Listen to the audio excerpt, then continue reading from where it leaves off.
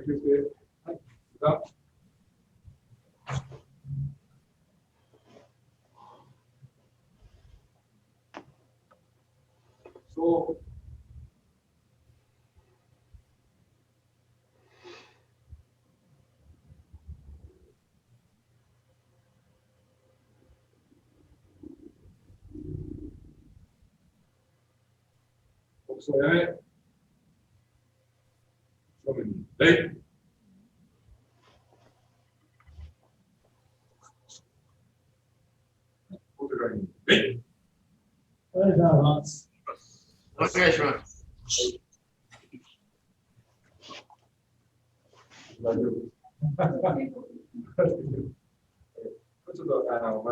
okay, guys, going to go straight into warming up exercises.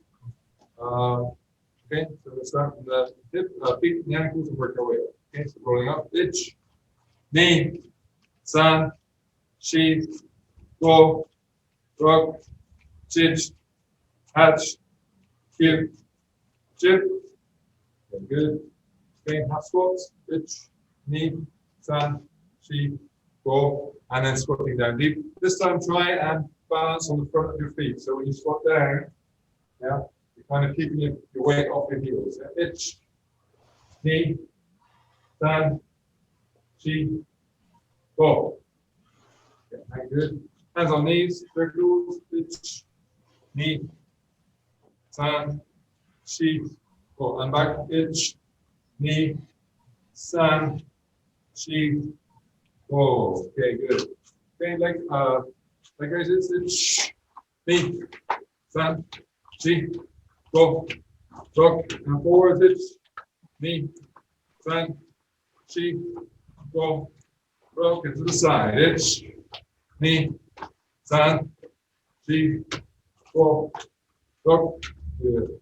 When you do these leg raises, you should really focus on using the hip flexors at the front of your hip here. So it's not a sort of a kick, it's pulling from here and lifting the whole leg. When you're doing to the side, try and have the toes pointing upwards so that you're opening up the hip joint.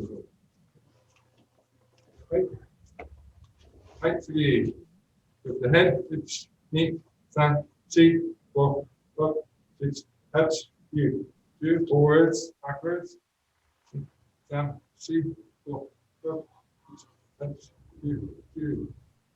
To the left, right, itch, knee, san, shi, go, rock, hatch, you. And rotate, itch, knee, san, back, itch, knee, san. Very good. 2 fingers, pushing down, right on the jaw, and she go, itch, knee, san, go. Okay. Loose hand, just massaging, gently tapping down through the neck to the shoulder, and then back up, then side.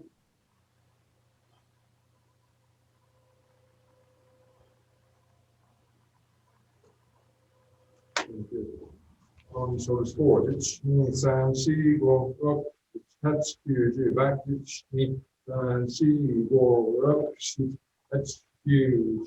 Okay, hands, itch, knee, san, shi, go, back, itch, knee, san, shi, go. Okay, elbows, itch, knee, san, shi, go, back, itch, knee, san, shi, go. Shake off wrist. Okay. And itch, knee, san, shi, go. Okay. So you guys are on your own, but what you can do is I do a little partner drill, basically learning to essentially shake off wrist locks and grab. So in our kata, there's many techniques which are about basically escaping grab. So karate is essentially a seizing and grappling art with some striking. Now that's really traditional Okinawan karate. It is principally built around seizing, grappling, with strikes added. Yeah, that's traditional karate. Really. If you look across Shorin-ryu, Goju-ryu, and the more recent addition being weighted. So, learning how to feel and manipulate and escape from a grab is really a core skill in grab. Yeah? So what we're going to do is just learn to clear. Okay, so if you're doing it by yourself, then it's like Gedan Barai, right? Gedan Barai, yeah, Gedan Barai, yeah, Gedan Barai, yeah, Gedan Barai. Okay, so the one hand is rubbing down the top of your hand and clearing. And at the same time, you're doing hikide, or hikide, here. So there's a center point here where the two hands are going antagonistically in opposite directions. Imagine, this is what we'll do here as partners, you can grab there, then here, yeah, here, right? So it's not one arm doing all the work and this one's doing nothing. It's the two working together. Okay? So it's me, san, three, go, six, hach, two. Okay, good. And then we can work a little bit more. So rather than working just fist with open hands, so we're going to slide. We're going to have this, make the shape with our hands, this gripping shape, again, which we see in lots of our kata positions. We slide down and strip this here, here, here, here, here, here, here. Okay? So, we can work, if you have a partner and you can work with a partner, then you can just basically work on the same thing. Yeah? So we can work cross grip first. So right to right or left to left. Yeah. The partner grabs, okay? I'm going to place my hand on top. So I don't start up here. Yeah. Place my hand on top of his hand. Yeah. I want to feel, ideally, I'm notching my bottom of my wrist onto the top of his hand here. And then from there, I'm going to work the two hands antagonistically, just like I did before. Here. Yeah, so I go back in deeper there, and then he's going to grab the other one. I'm going to do the same. I'm going to place. Okay. So that where I start is a nice strong position for me. Okay. I'm not pulling away from my center. My strong position, and I'm using my hips as the engine. Okay. Now I don't need to, therefore, throw with a hand out over here. Just here. This is enough. Okay. So we're going to do a little practice with that here, just for a minute. You guys can simulate that again. Think about, you can simulate, placing your hand on top of the other person's wrist by placing on top of your wrist, which is what kata does all the time, right? Our kata gives us positions where we're simulating working with the other person's hand. Yeah? In this case, you can simulate by fitting your hands together and then working from there. And try also to use your hips to generate down, pulling motion. Right? At the moment we're working from the central position down. Okay. So, okay.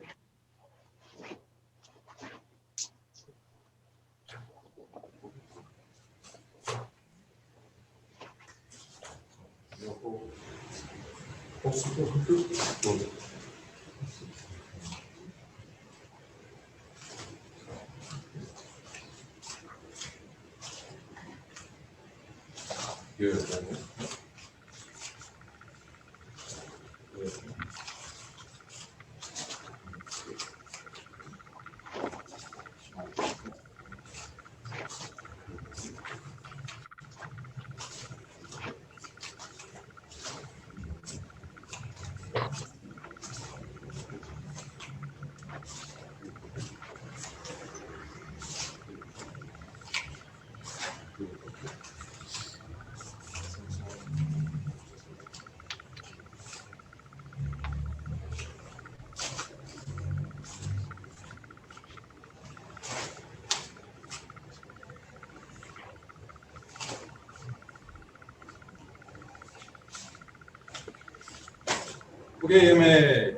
Okay, so next movement. Okay, being gripped on the same side. If we're gripped on the same side, we're going to use chudan. Chudanuke movement, yeah, so chudan sotouke type movement, okay, which again we see in all our kata, shorin-ryu, goju-ryu, all this, yeah, we see these kind of movements all the time. Okay? So grab to the same side, for example, see what's happening here. I'm going to rotate from my elbow and bring the hand up, just in front of my own shoulder, and then the other hand clear, and I pull back to hikite. When I get ground again, yeah, bring the hand up, okay, control it's in the center, bring it, clear it, and this one goes back to hikite. So my compound movement is here, yeah, and then coming through, here, here, here, okay?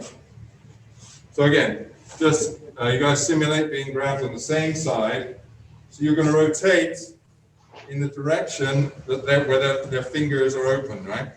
You're not going to rotate against the arm. You're going to rotate inside in the direction where they're weakest. If I did this fast and quick, I probably would escape it anyway.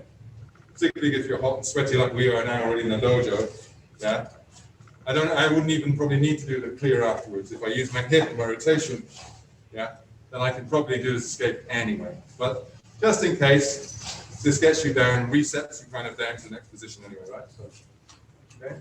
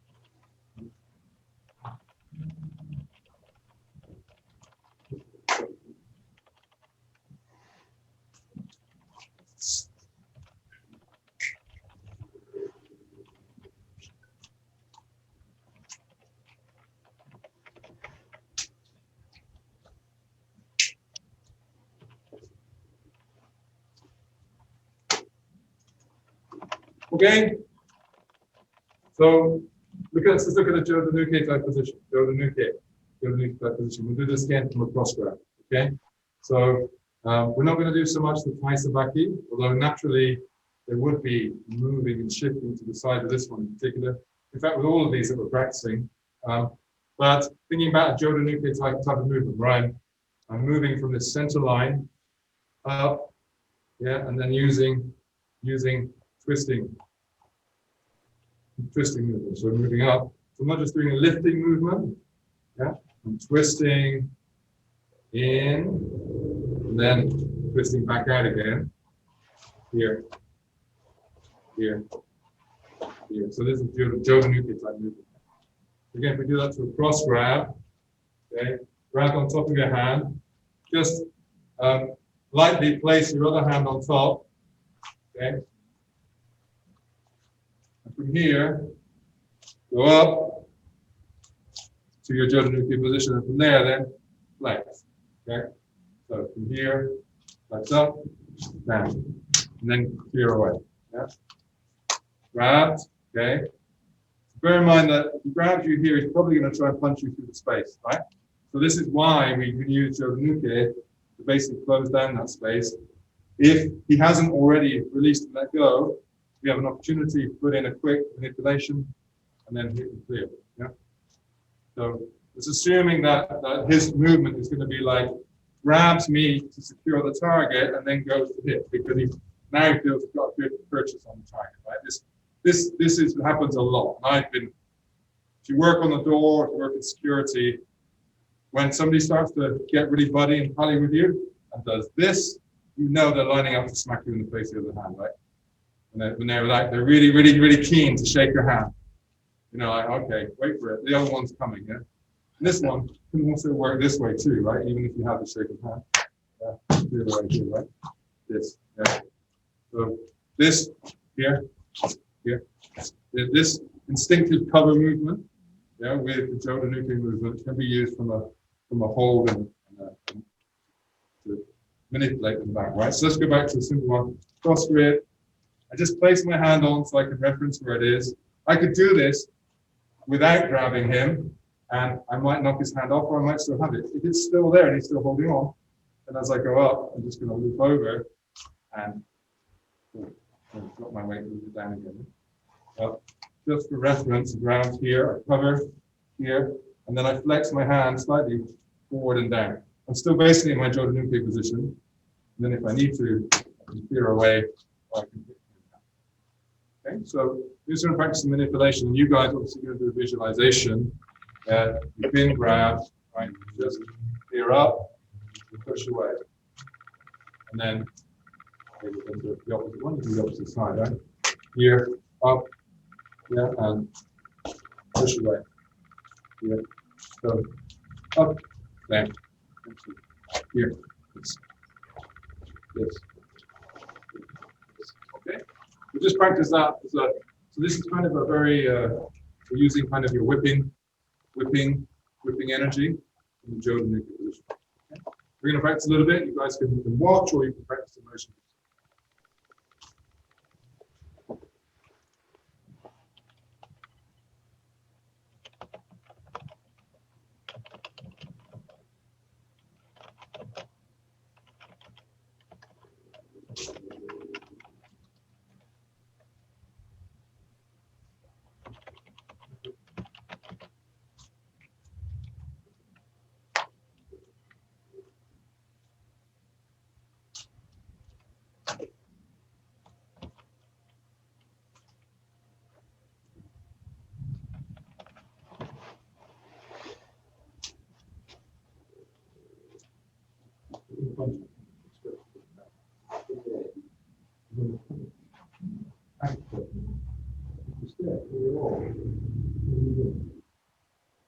So here, come on.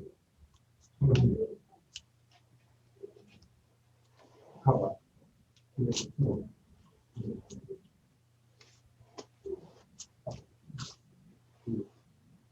So here is one, four.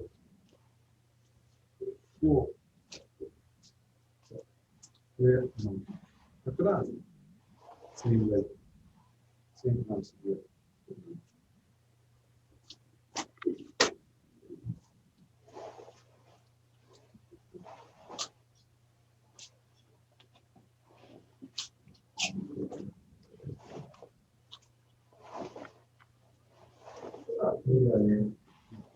Kata. So, kataで、そして、と、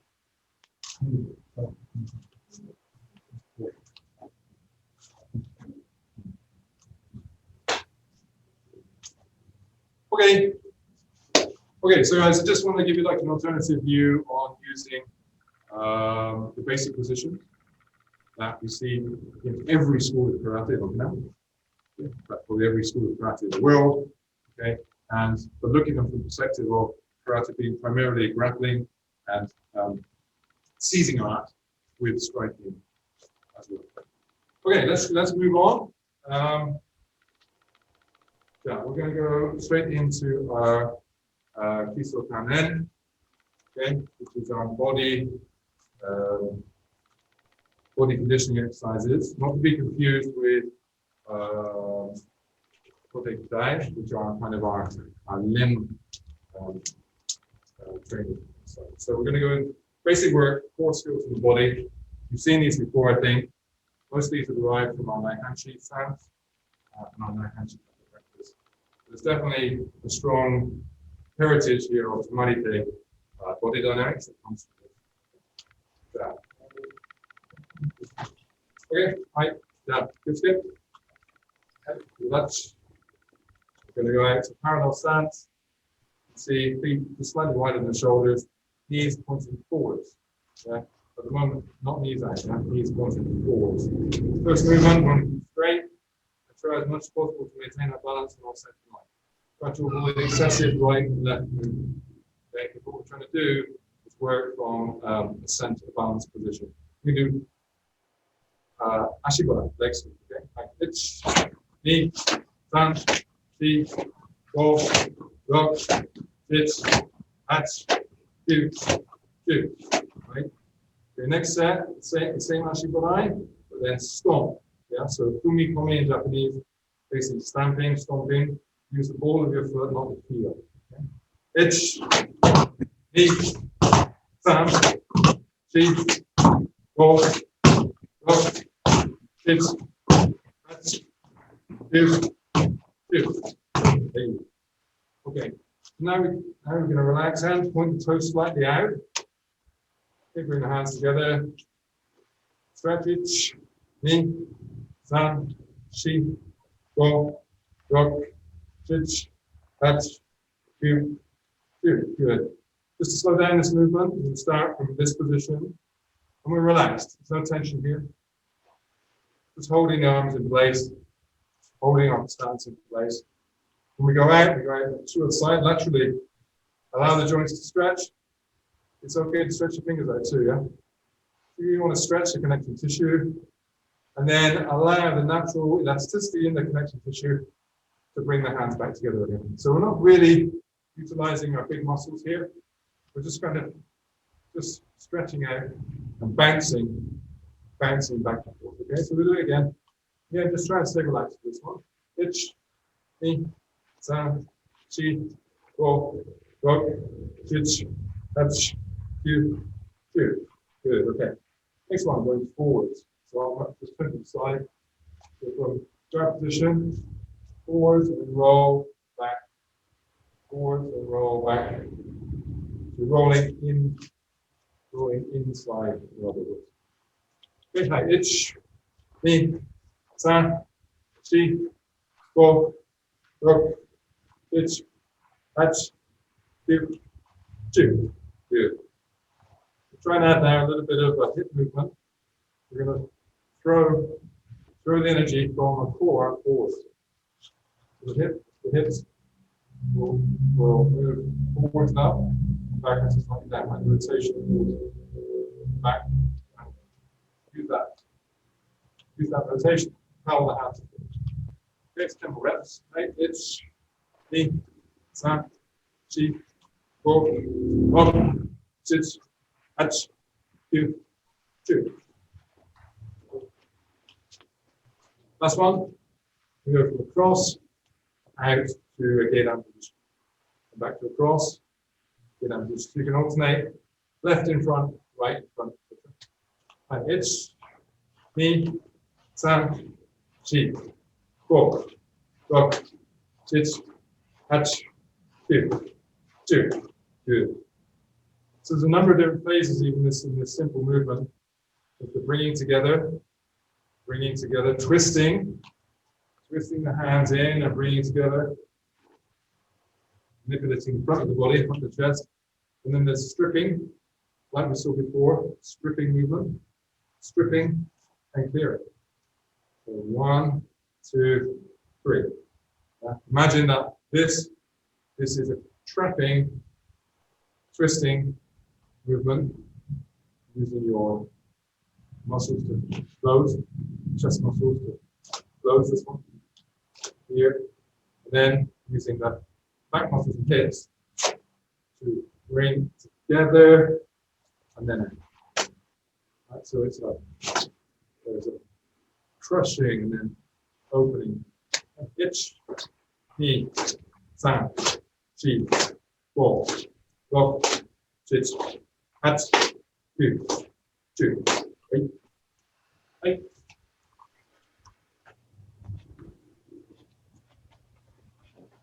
So, for example, where would we use this movement? There's a number of different ways. Simple one would be grab. We can grab, two-handed grab here. Yeah.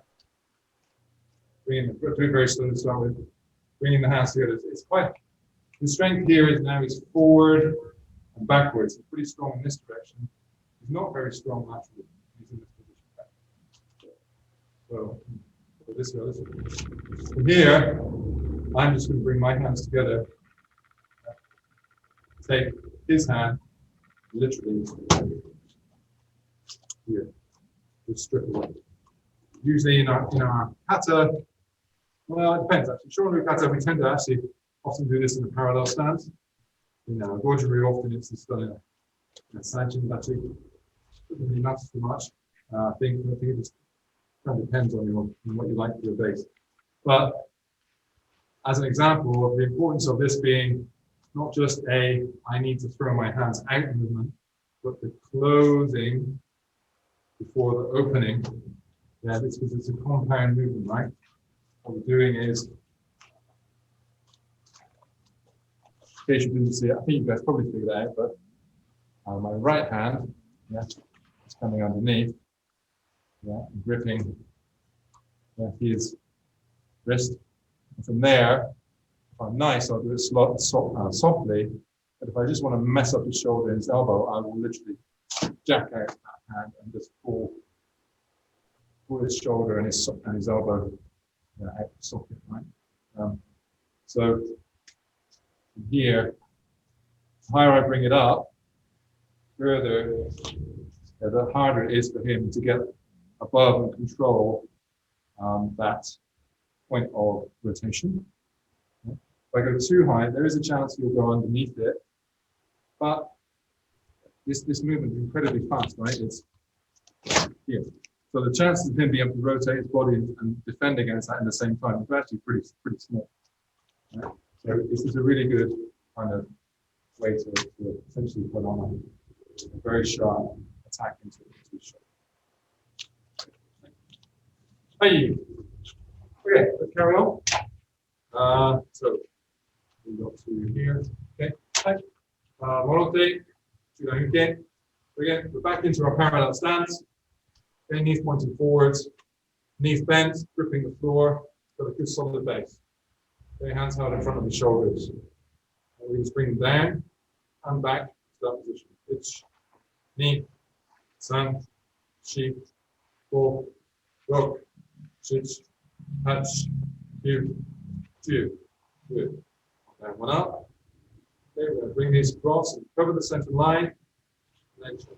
Pitch, knee, san, shi, go, rock, switch, touch, two, two. Okay, so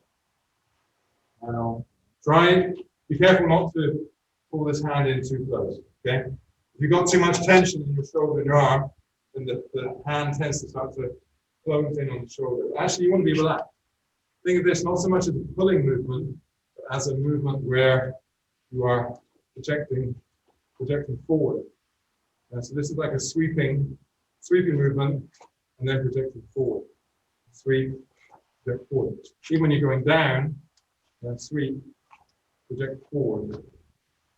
So rather than keeping it back here and this one in here, keep that structure. You can see now that there is a clear 90-degree structure. My hands out forwards, 90-degree structure here too. So this is a pretty strong position for me. If I condense it, it gets weaker and weaker and weaker. And also, of course, my effective range becomes shorter too. So even when we're thinking about what look like uke movements, these are actually surging forward, moving forward. Okay, pulling into Masazuki. Okay, then try and keep the legs static, not tense, relaxed, but static. So we don't want the knees to bend. This way, collapse sideways. Okay, twist from the torso and make that punching movement to the side. Pitch, knee, san, shi, go, rock, sit, hatch, two, two.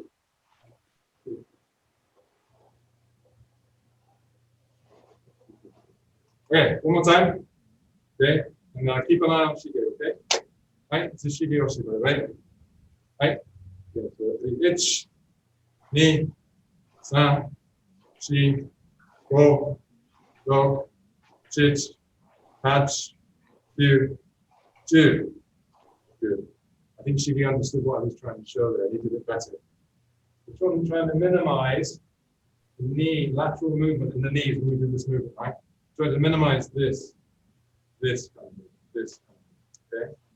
I'm trying to minimize that so that the knees and this structure remains forward. And the twisting is happening, upper torso, mid torso, above our belt. It's not the hips twisting that, because the hips twist, they'll pull the legs with it. Right? This exercise now is about twisting in this part of the body. Here. Notice my belt remains pretty much forward. Yeah. Why is this useful? Very quickly, just to demonstrate. Okay, because sometimes you want to keep that firm base, but use the upper twisting structure without compromising the firm base. And one of the best examples of that is Tani Otoshi or valley drop. So, okay, keep your punch. Good. Okay, one more time, punch. Good. One more time, punch. I'm into this position here. I don't want to compromise my base, right? So I can twist. Yeah.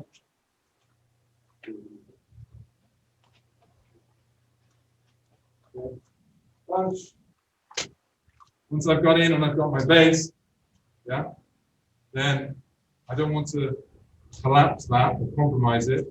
I've got it tucked in nicely underneath the center of gravity, so that with a relatively small movement now, yeah. So here we do it as a punch, for example, yeah. Here, yeah.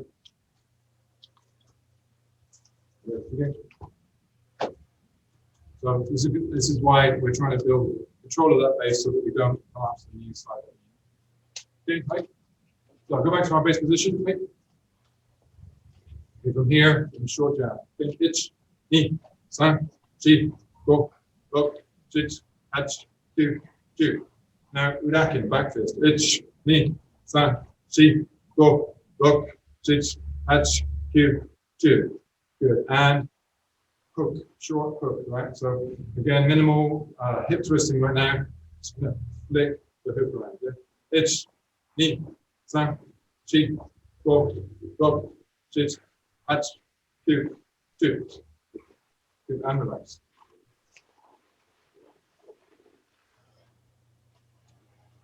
Okay, so we're going to throw in a little bit of Hojo-Indo.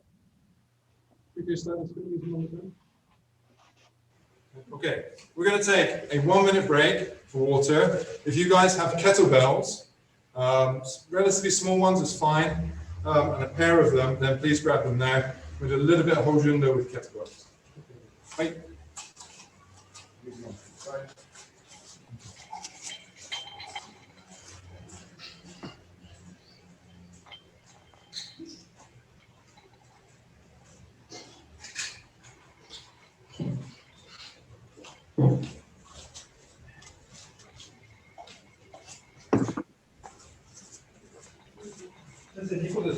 Nico, ci sai dire se...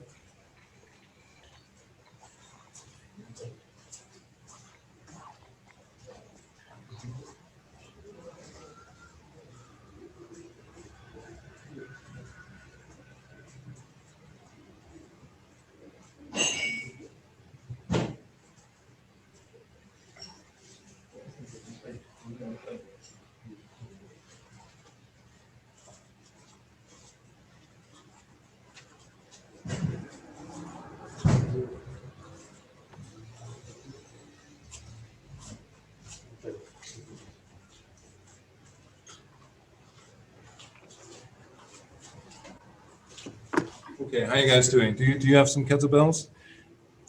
If you don't have kettlebells, then you can just follow along the exercises. Just follow along the shapes anyway.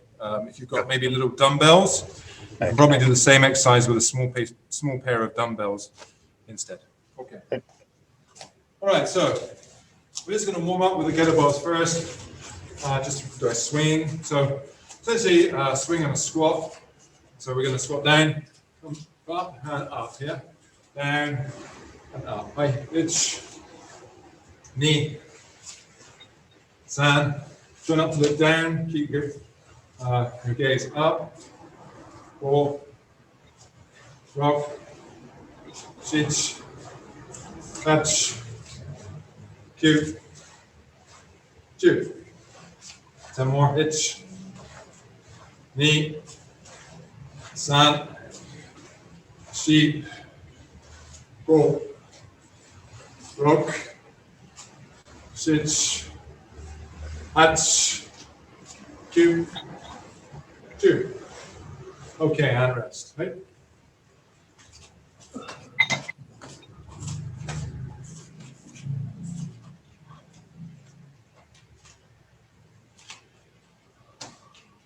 Okay, next movement. So we're going to add to the swing and do a forward kind of catch. So just watch the movement first. We'll start with that backward swing and swing up and roll the kettlebell over on top of the wrist. From here, bring it into the shoulders. Do a shoulder press, bring it down, and then punching forward so the kettlebells go over and back down. Catch, and then press, punch, swing, catch, pull in, press. Okay? There's kind of 3 bits to this one. Okay?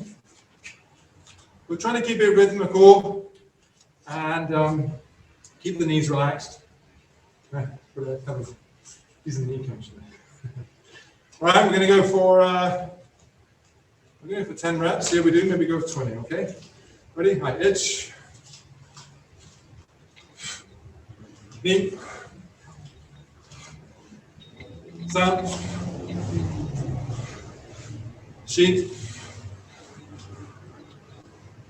Go. Broke. Shich. Hatch. Cue. Chip.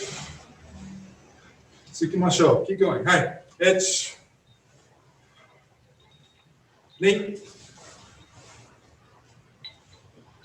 San. Chip. Go. Broke. Shich. Hatch. Cue. Two. And finish. Right, okay, good. All right, and the rest.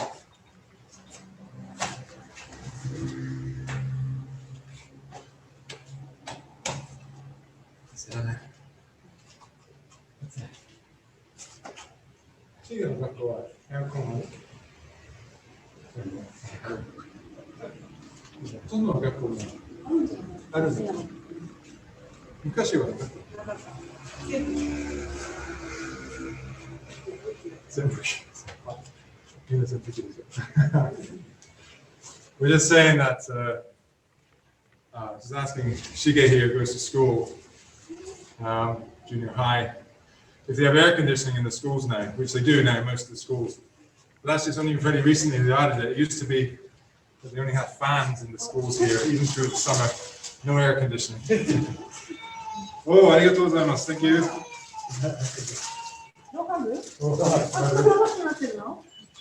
Okay, guys, last exercise. Right. Okay, so we're going to bring the kettlebells up and hold just in the front of the shoulders. Okay. Go to our, essentially our shoulder width stance. We're going to punch across, allow the kettlebell to go forward and then rotate, catch back to the start position in front of the shoulder. And the other side, punch and then catch. So essentially punching across the body to the diagonal. Okay. Okay, let's go for 20. Okay, itch, knee, san, sheep, go, rock. Try to engage the hips. Hatch, cue, jig. Okay, so hold that. So just come here. you see it? You got it. Right there.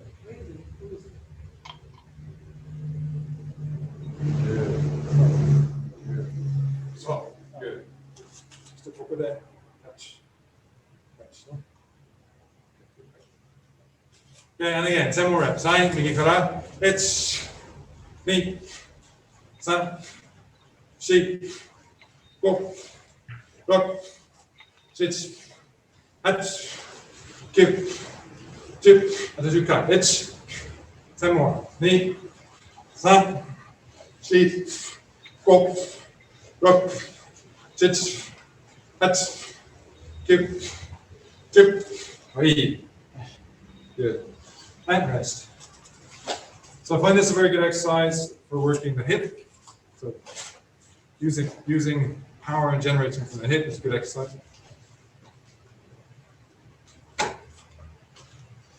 How are you guys getting on with those? Good. All good? Yeah? Yeah, really good, I think, for essential core exercises. We're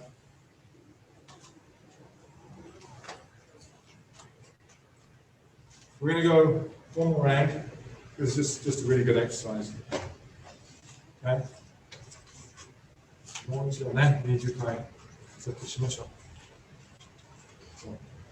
So when we're throwing it, yeah, try and throw it from the hip. Here. Yeah. Try and throw it from the hip. Yeah, so that the elbow naturally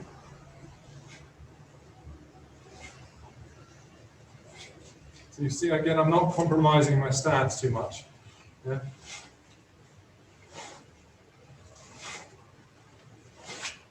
I'm trying not to compromise my stance too much. I'm throwing it from the hip, kind of across the body, right? Clearly, this is a pretty important skill for all kinds of reasons. Not least the kind of movements that we saw earlier on, where, for example, you've been grabbed by the lapels, by the wrists, by the arms, body, bear hugged, for example, and this ability to generate very strong twisting motion is going to be integral to either escaping or manipulating the other person, particularly on the ground. Okay, right. Again, I guess one thing to say about this one is if you start to get sweaty hands, be careful not to end up throwing the kettlebell across the room. Right, okay. 1、2、3、4、5、6、7、8、9、10。1、2、3、4、5、6、7、8、9、10. Okay, and finish. Okay, so just three very simple exercises with the kettlebells there. Obviously, there's a lot more you can do. Those are the three that I tend to use mostly. So we'll do those today. Because in the last 15 minutes, I just want to take a look at some Yakusoku Kumite. So put the kettlebells away. Thank you.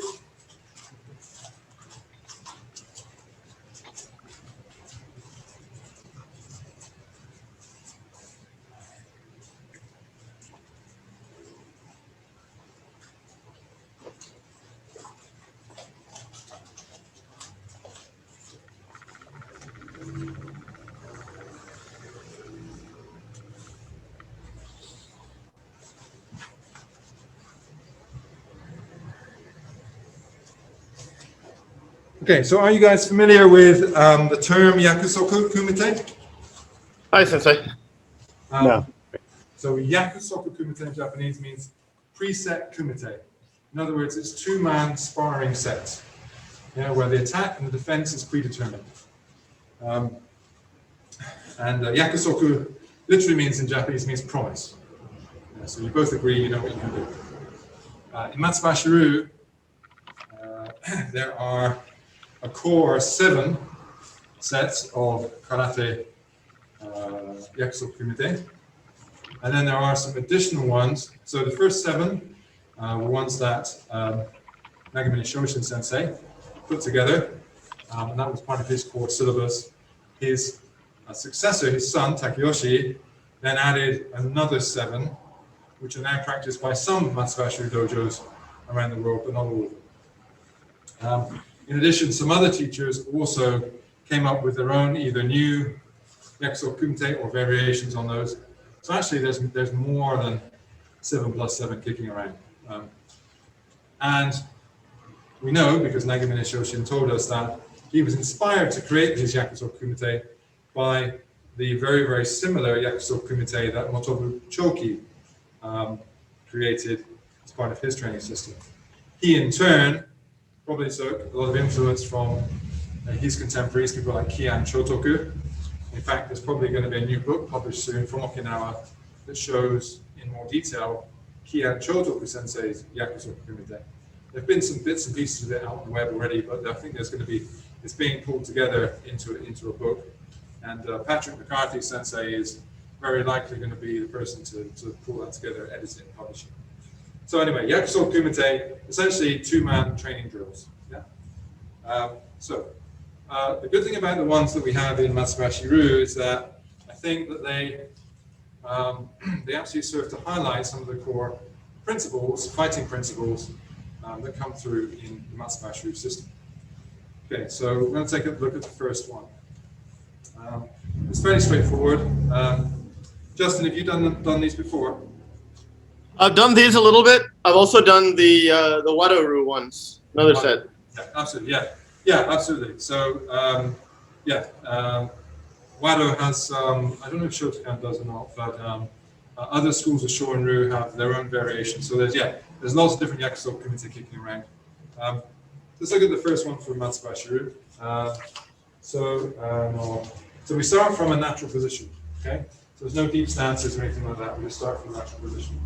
And the first attack is a right Jodan Junzuki. Yeah? A right Jodan Junzuki. Okay?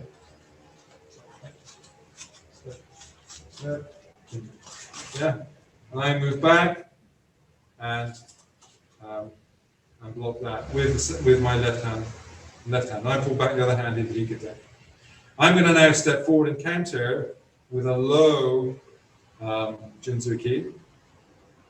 And Shinruko-san is going to step back and do Geidan Barai. Geidan Barai. Itch, Geidan Barai.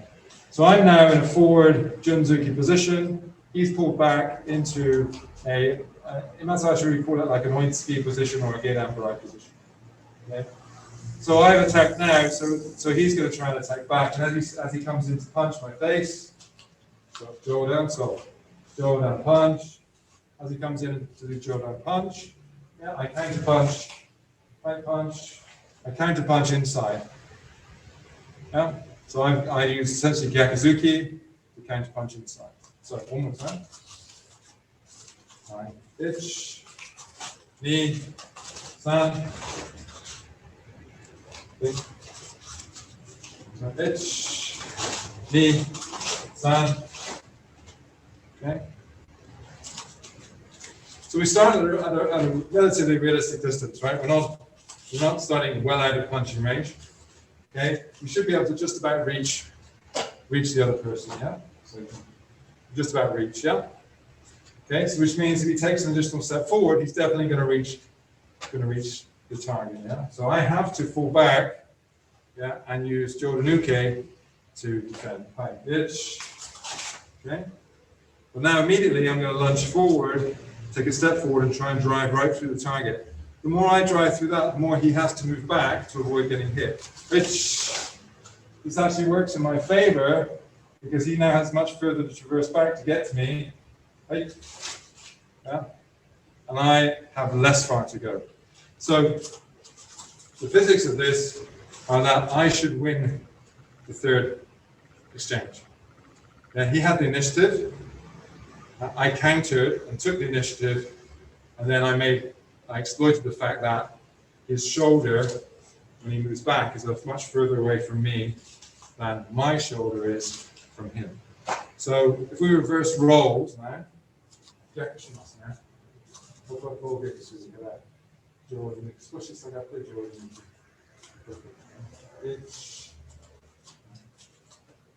Itch.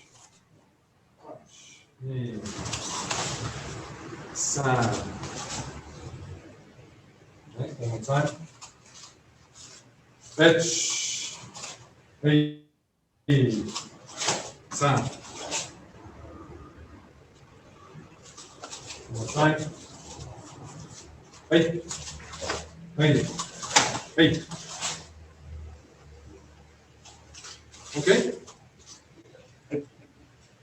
Okay, so let's just pull out the principle of this. What's interesting about this exchange is that what we're seeing here is counterpunching, which is also what we see even in the basic kind of three-man bunkai set for Kyugarechi, which is the first kata of Matsubayashiryu. If we just go to the number 3 position, yeah,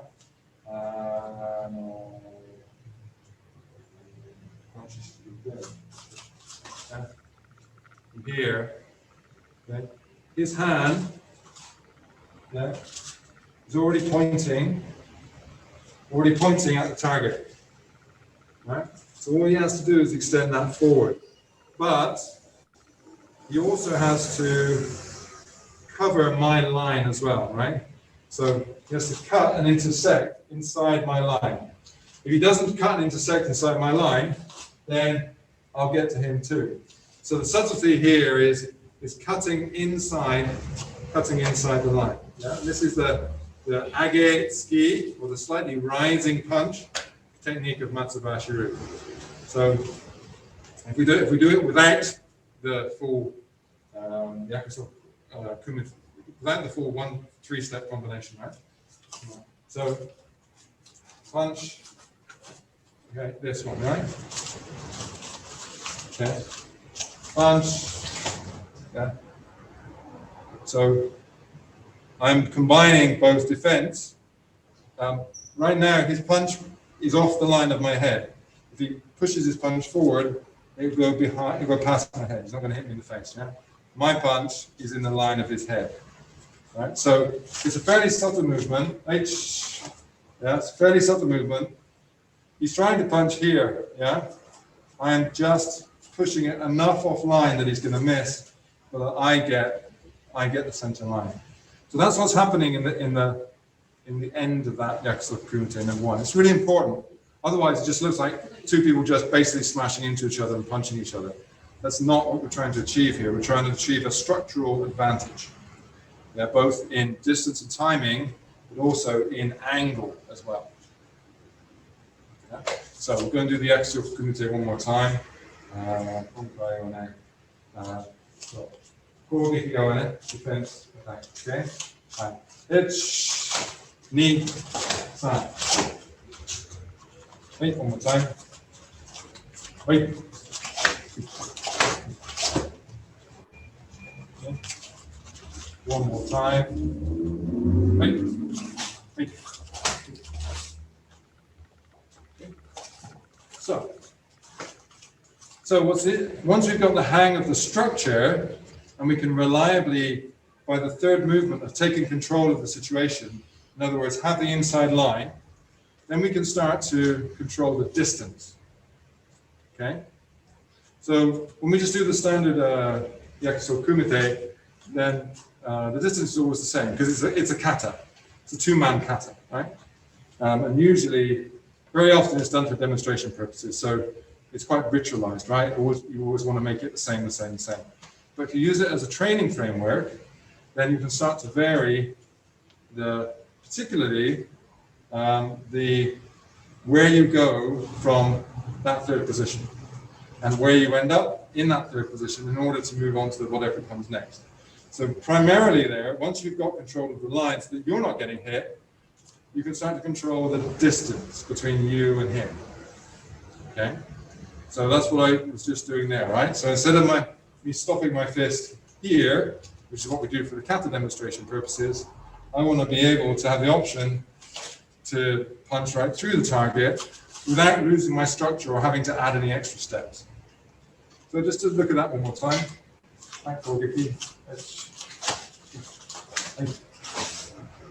Okay, so I've slightly changed my angle, just slightly moved my weight forward in order to get that extra reach. Right? Right, it's beat. Okay. I can also take the initiative. In other words, not necessarily wait for that third strike, but go before it. So this is sen no sen. Now when you guys familiar with the concepts of sen no sen, sen no sen, and go no sen? So this is a perfect framework for training those concepts, right? When you start, you're on the back foot. You are reacting to what he's doing, so it's go no sen. He has the initiative, you react. You then take the initiative back, right? So that becomes, well, you can go sen no sen, yeah? And then you can choose to either stay with that timing or simply to attack before he has the chance to throw the third one, in which case it's sen no sen, right? So it's a great framework for understanding that, okay?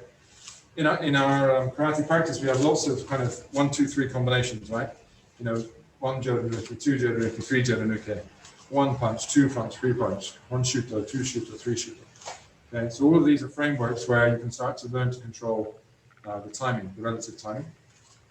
Okay, so one more time. What we're going to do here is just, again, kind of take control of the timing in the third one. Yeah. Right.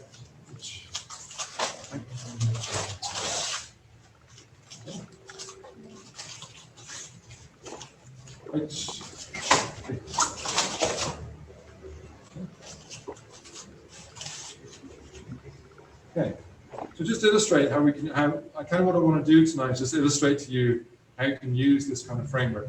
Obviously, you're doing solo training right now, but it's something maybe you can take away, and when you get a chance to work with partners, you can start to try this kind of thing, this sort of thing out. So, just to add on to this, so where would you necessarily go next then with training this combination? In the kata, the Yakusoku Kumite kata, you stop at the third punch and reset and go back. And typically, when you're doing a performance, you then go and do the next one. But you haven't really conclusively won that fight, right? Both people are still on the feet.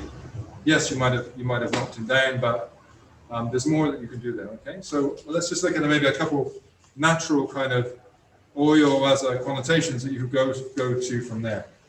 And this is where we can start to think about Yakusoku Kumite as being irimi. So irimi, are you familiar with the phrase irimi? No. So irimi means entering, okay? It literally is the character to enter. Irimi means entering the body. Sounds a little bit dodgy, but so essentially what it means is you enter into their space. Right, so right now we're at a safe distance, yeah? In order for me to start to take control of him, I need to enter into his space. Essentially steal his center and take his balance and throw him to the floor, usually. So that's irimi, right? Ways of entering into a fighting distance. So all of the Yakusoku Kumite are methods of irimi. We start from a safe distance and we end up in a fighting distance, right? Okay, so if you think about that, then the irimi is just step one.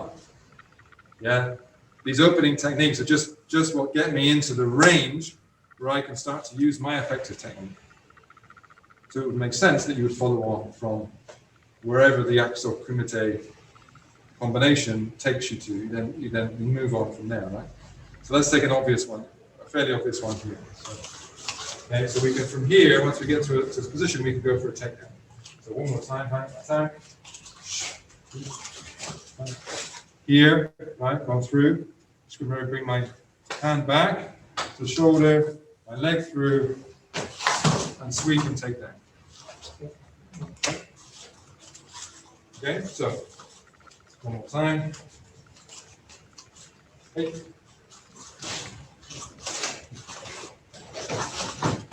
Okay. And punch. I'm not a big fan of the punching people who are on the floor. Not because they might not deserve it, but because when you're doing that, you're in a fairly vulnerable position. Yeah, they can kick you in the head, and somebody else over here can also you're compromising your stance by going down to try and give them the coup de grace on the ground. It makes more sense to stomp them and stay upright for other people. But for now, just to show what's happening. So, one more time, okay? You cover, counter, and through, yeah, break the balance, and as you're pulling, bring down and strike. Okay? This is possible because you've used irimi. If I don't use irimi, this doesn't work. So let's look at it if I stay at the kata distance. Okay. Right. Which okay. It becomes much harder to do because I didn't effectively move into this space. Right? So we're just going to give Shinbukuro-san a chance to practice that, so we can kind of test that out as well. Right? So you could even right? It's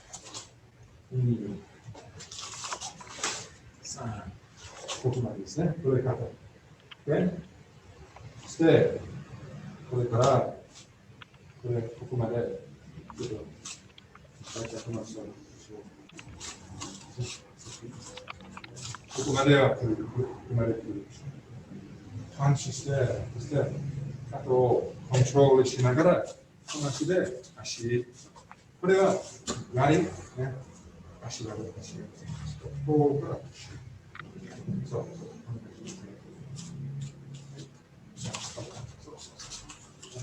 足を、これは大外、ガリみたいな大外だね。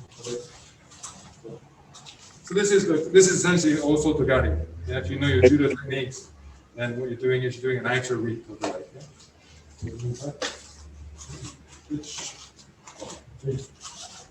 Yeah? So, ここから絶対出てない。ボディをここ。Still, now you can do it. More activity. Go for that. Go for that one. Take your stride. Touch it down. Go for that.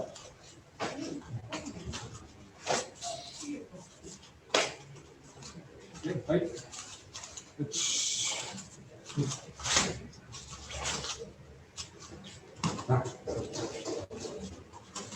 Yes, here, here, right? Now, so we do the reap, and also to the other, put it all.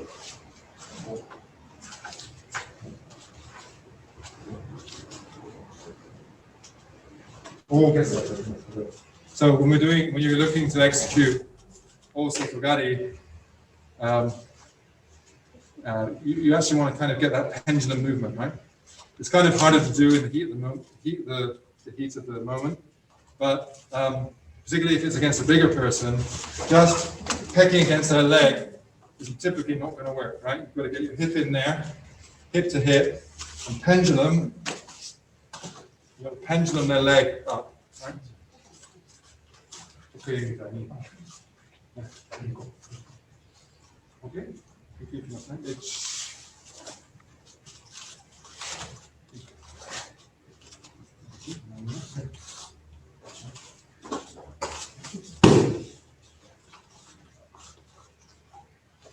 So,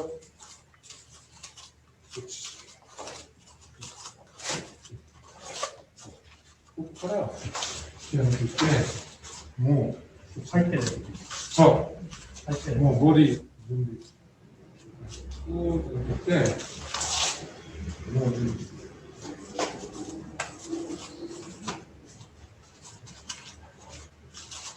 今この瞬間ね。そう。そしてペンギンのこう。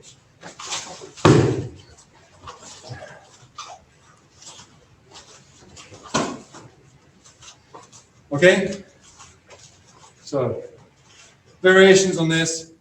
Really, the variations kind of come out of the distance and the positioning that you have relative to their hips. So again, if you've done some judo, if you're familiar with this, if you are side by side with a hip, then you're going to be able to use a reap. Yeah, a reap. Right, just side by side. If you find yourself going past, yeah, then it's possible that you can bring them over your hip, right? And this turns into more of a reverse hip throw. Yeah, this kind of reverse hip throw. So, that's going to just vary based on the dynamics of the situation. If you find that you haven't gone far enough, so you've got the hit, right, but you've ended up snagging here, right, then you can stand down, right, and try and break that structure that way. So your reap didn't work because you couldn't get it far enough, right? Boom, boom. You got it here, right? You tried to reap, but it didn't work because they're too solid, and I'm not far enough forward. My hip is actually a few inches behind his. My reap doesn't work. So from here, I can use my stamp. Okay. So this is why we practice our stamp. This one. It's not just to stamp, the foot on top of their foot, for example, but it's to drive down through and break their leg structure. If I drive down in here, then I break his structure. And this one here, right? Here, I drive down, break his structure. So if you fail, if you find yourself, oh my God, my also the Gary's failed. And if you stay there, he will throw you the other way. If he's got any kind of like awareness and switched on, he'll realize that now he can reap you. So this is when you want to stamp down and get that face back and take out that face back.